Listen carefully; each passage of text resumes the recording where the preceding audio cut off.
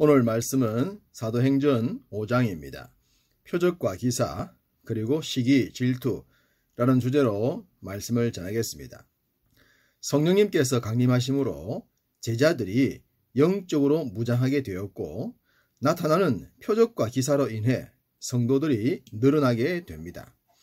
자연히 교회가 탄생했는데 이 땅에 세워진 최초의 교회인 예루살렘 교회입니다. 이 교회는 시작과 함께 아주 특별한 장면을 보여줬습니다.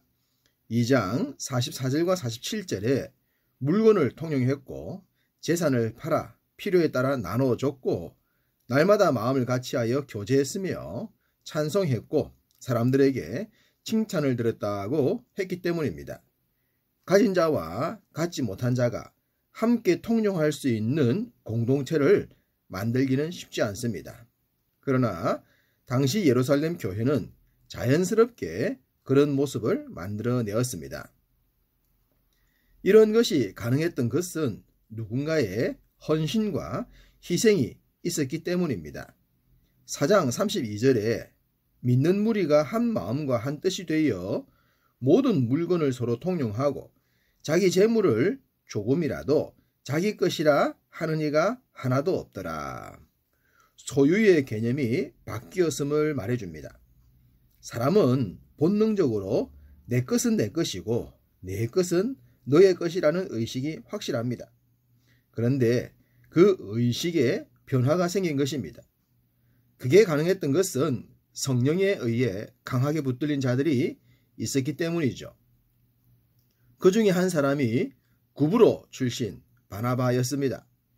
37절 그가 밭이 있음에 팔아 그 값을 가지고 사도들의 발 앞에 두었다고 합니다. 지도자의 헌신과 희생이 있었기 때문에 가능했던 것입니다. 사실 이런 사회를 만들고자 해서 생긴 공동체가 공산주의입니다. 공산주의의 이론은 좋아 보입니다. 초대 교회와 같은 모습을 이룰 수 있다면 말입니다. 그렇지만 공산주의는 초대 교회와 정반대의 모습만 보여주고 있습니다. 왜 그럴까요? 그것은 지도자들의 헌신과 희생이 없기 때문입니다. 그들은 공산당의 지도 아래에 인민들을 지배합니다. 인민들에겐 조금씩 나눠주고 나머지는 자신들이 독식을 합니다. 이 땅에 존재했던 모든 공산주의자들이 그러했습니다. 가까운 북한만 보더라도 설명이 필요 없지 않겠습니까? 이렇게 소유의 개념까지 바꾸면서 초대 교회는 하루가 다르게 성장을 했습니다.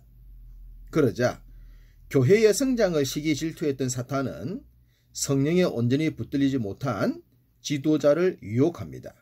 그들이 바로 아나니아와 삽비라입니다. 이들은 바나바의 헌신으로 교회가 성장하는 것을 봤습니다. 그래서 자신들도 그러고 싶었던 것 같습니다. 바나바와 동일하게 자신들의 소유를 팔았습니다. 거기까지는 좋았죠. 소유를 팔아 현금으로 바꾸어서 드리기 직전 갑자기 그들의 마음이 흔들리고 말았습니다. 다 드리려고 하니 아깝다는 생각이 들었던 것 같습니다. 누구에게나 있을 수 있는 순간인데요.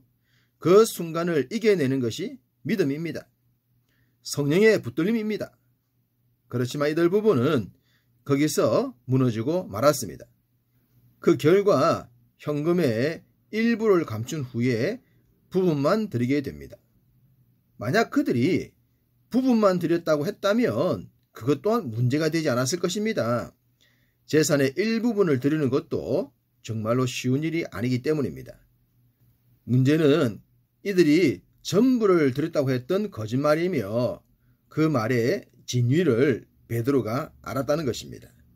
3절 베드로가 이르되 아나니아야 어찌하여 사탄이 내 마음에 가득하여 내가 성령을 속이고 땅값 얼마를 감추었느냐. 사탄은 이들 부부의 마음속에 들어가서 거짓말을 하게 했습니다. 그냥 일부분만 드렸다고 해도 크게 칭찬 들었을 일이 성령을 속이고 공동체를 속이려는 결과를 낳았기 때문입니다. 우리는 여기서 바나바와 아나니아 부부의 차이점을 봐야 합니다. 바나바는 전적인 헌신과 희생의 마음으로 드렸습니다.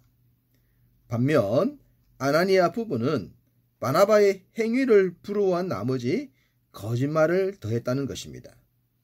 쉬운 일이 아니지만 어쨌든 자발적이고 온전한 믿음이 중요합니다. 성령님은 순수한 공동체로 자리 잡고 있는 초대교회를 흔들었던 아나니아와 삽비라를 죽게 했습니다. 불행한 일이었지만 이 일은 초대교회의 전화위복이 되었을 것입니다. 이 모든 것을 성령께서 주관하심을 목격했던 사도들은 더욱 힘써 성령님을 의지했기 때문입니다. 그 결과 12절에 민간에 표적과 기사가 많이 일어났다고 했고 14절 남녀의 큰 무리가 주께로 나와왔다고 합니다. 복음이 더욱 왕성하게 전해졌던 것입니다. 이때에 하나님은 교회로 몰려든 다양한 병자들이 나음을 입게 하셨습니다. 그것은 그들의 영혼이 치유함을 받도록 하시기 위함이었죠. 이렇듯 초대교회는 당시 종교 지도자들이 보여주지 못했던 모습을 많은 사람들에게 전했습니다. 그러자 종교 지도자들의 마음엔 도전을 받는 것이 아니라 시기와 질투에 붙들리게 됩니다. 그리고 또다시 불법적으로 사도들을 붙잡아 옥에 가두어 버립니다. 바른 믿음의 소유자라면 시기와 질투가 범죄로 이어지지는 않습니다. 나보다 더 잘하는 사람이 부러우면 도전을 받아야 합니다. 그래서 자신도 남들이 부러워할 정도의 믿음 생활을 하면 됩니다. 불행하게도 당시 종교 지도자들은 그런 모습을 보여주지 못했습니다. 대제사장, 사두개인, 공회원, 원로들, 간수, 성전 맡은 자들이 한마음이 되어 사도들을 감옥에 가뒀습니다. 그렇지만 주의 사자는 감옥의 문을 열어서 사도들이 나가 주의 복음을 전하게 했습니다. 갇혔던 자들이 밖에서 복음을 전하고 있는 장면을 본 종교 지도자들은 깜짝 놀랐습니다. 그래서 또다시 사도들을 붙들어 공의 앞에 세웠습니다. 그들은 사도들을 붙들거나 옥에 가두거나 위협과 협박을 하면 문제가 해결될 것이라고 착각했습니다. 이미 성령의 역사는 그런 것에 매이지 않을 정도로 강력했는데 말입니다. 사장에서도 공의 앞에 당당하게 하나님을 증언했듯이 사도들은 여기서도 동일하게 외칩니다. 29절 베드로와 사도들이 대답하여 이르되 사람보다 하나님께 순종하는 것이 마땅하니라. 믿습니까? 여러분 중에도 믿지 않는 가정이나 가족들에 의해 어려움을 당하기도 할 것입니다. 그런 일이 있을 때마다 사도들의 모습을 생각해 보십시오. 그리고 기도하십시오. 그들의 마음에도 주의 영이 임하도록 말입니다. 우리의 믿음이 흔들리지 않고 확실하며 영적으로 무장하여 나아갈 때 반드시 사도들을 통해 나타났던 믿음의 역사가 여러분의 가정과 삶에도 이루어질 것입니다. 종교 지도자들은 자신들의 위협이 먹히지 않자 주님께 그러했듯이 사도들을 없애버리겠다 결의합니다. 당장은 죽일 수 없었기에 이번에는 채찍질을 한 후에 석방을 했습니다. 갇히기도 하고 공의 앞에 서기도 하고 위협과 협박을 받기도 하고 채찍질까지 맞았던 사도들, 그런 그들의 마음은 어떠했을까요?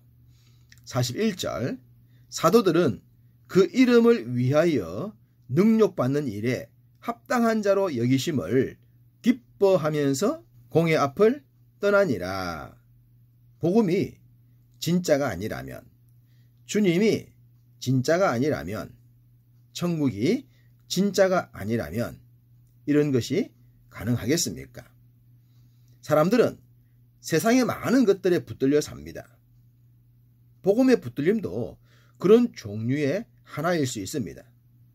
그러나 복음에 붙들린 자들의 삶은 영혼이 잘됨 같이 범사가 잘 되는 결과를 낳습니다. 진짜에 붙들렸기 때문입니다. 동일하게 여러분도 진짜인, 진리인 복음에 강하게 붙들리시기를 축복합니다. 그래서 영혼이 잘 되고 범사가 잘 되는 열매들을 풍성히 맺으시기를 주님의 이름으로 축복합니다.